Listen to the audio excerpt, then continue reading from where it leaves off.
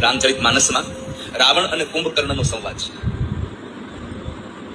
જ્યારે રાવણ અને કુંભકર્ણનો સંવાદ છે ત્યારે રાવણ સીતાજીને લેવાની વાત કરે. કુંભકર્ણ સૂતો છે. રાવણે કહ્યું, ભાઈ જલ્દી ઉઠો તમે.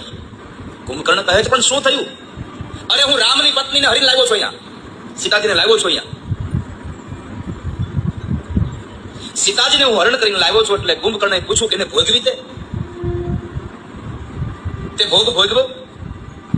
એટલે રાવણે કહ્યું, ના, હજ નથી ભોગવો. એટલે કુંભકર્ણએ પ્રશ્ન કર્યો, કેમ ન ભોગવો? હરણ કરીને લઈ આવ્યો અને તે ભોગ ન ભોગવો હજી?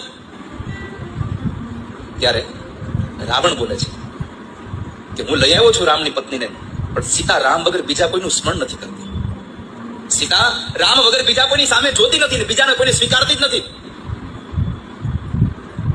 ત્યારે કુંભકર્ણએ કહ્યું કે રામ સિવાય કોઈને સ્વીકારતી નથી? ના, નથી સ્વીકારતી. તો કામ કર, તને તો બહુ બધા રૂપ લેતા આવડે છે, તું રામ બની જા, શ્યામ વર્ણનો, તમાલ વર્ણનો રામ બની જા. અને ત્યારે રાવણ બોલ્યો છે કે હું રામ બનું એનો મને વાંધો નથી, પણ રામનું રૂપ લઉં ત્યારે મારા મનમાંથી ખરાબ વિચારો વહી જાય છે. નમસ્કાર.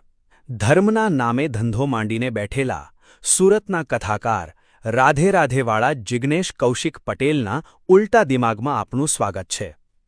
ગુજરાતી સંસ્કૃતિમાં કથાકારોનું સ્થાન ખૂબ આદરણીય છે, કારણ કે તેઓ સમાજને સંસ્કાર અને સદમાર્ગે ચાલવાની પ્રેરણા આપે છે. જે વ્યાસપીઠ પર બેસીને સમાજને સંસ્કાર, મર્યાદા અને સદ્ગુણોના પાઠ ભણાવવાના હોય, તે જ પીઠ પરથી જ્યારે અત્યંત નિમ્ન કક્ષાના અને બજારૂ શબ્દો વહેતા થાય, ત્યારે સમજી રહેવું કે કથા હવે આધ્યાત્મિક રહી નથી, માત્ર સસ્તી તાળીઓ મેળવવાનું સાધન બની ગઈ છે.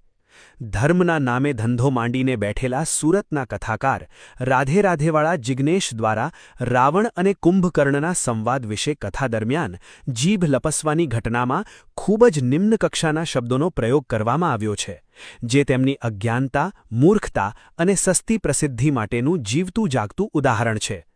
માત્ર સોશિયલ મીડિયા પર રીલ્સ વાયરલ કરવા માટે અને અજ્ઞાની ભીડને હસાવવા માટે પવિત્ર પાત્રોની ગરિમા લજવવી એ ધર્મનું પ્રકાશન નથી, પણ ધર્મની ક્રૂર મજાક છે. ગુજરાત અને દેશ-વિદેશના લાખો શ્રદ્ધાળુઓ જ્યારે તેમને સાંભળે છે, ત્યારે તેઓ એક આધ્યાત્મિક માર્ગદર્શક જુએ છે. વ્યાસપીઠ એ માત્ર કોઈ મંચ કે સ્ટેજ નથી, પણ સનાતન ધર્મની પવિત્ર પરંપરાનું સર્વોચ્ચ પ્રતીક છે. આ પીઠ પર બેસીને જ્યારે રામાયણ કે ભાગવત જેવા પવિત્ર ગ્રંથોનું રસપાન કરાવવામાં આવતું હોય, ત્યારે શ્રોતાઓ ભક્તિભાવમાં લીન હોય છે.